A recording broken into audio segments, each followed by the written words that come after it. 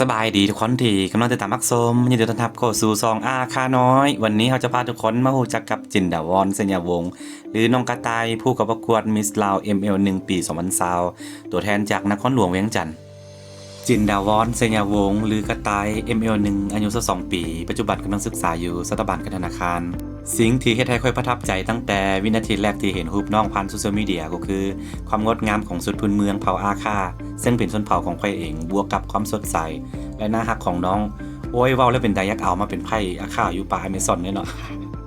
เอาละบ่เว้าเหยาทุกคนอย่าลืมเข้าไปโหวตให้น้องกระต่ายเด้อบ่ว่าจะเป็นพี่น้องคนลาวหรือคนไทยเนาะเพื่อให้น้องผ่านเข้ารอบ15คนสุดท้าย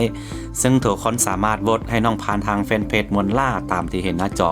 หรือสามารถเข้าไปโหวตให้น้องผ่านตามลิงก์ที่น้องแชร์ผ่าน Facebook ส่วนตัวเนาะสามารถโหวตได้วันละครั้งเด้อพี่น้องโหวตได้ตั้งแต่วันนี้จนถึงวันที่4ธันวาเนาะทุกคนอย่าลืมไปเชียร์น้องค่อยอยากเห็นสุดชนเผ่าอาคาอยู่บนเวทีมิสลาวในปีนี้เนาะขอขอบใจ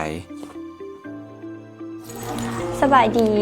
น้อง ML1 นางจินดาวรไสยวงศ์ปัจจุบันกำลังศึกษาอยู่ที่สถาบันการธนาคารตัวแทนจากนครหลวงเวียงจันทร์โดยสำหรับการร้องเพลงเนาะตั้งแต่น้องจือความได้เลยน้องเป็นคนที่มักการร้องเพลงมักในเสียงเพลงเวลารู้สึกเสียใจรู้สึกบ่ดีเฮาได้ฟังเพลงหรือว่าเฮาได้ร้องเพลงเป็นการระบายอารมณ์ของเฮาแต่เป็นสิ่งที่รู้สึกว่าเวลาเฮาได้เฮ็ดสิ่งนี้แล้วเฮามีความสุขI'm going under and each time I feel there's no one to save me.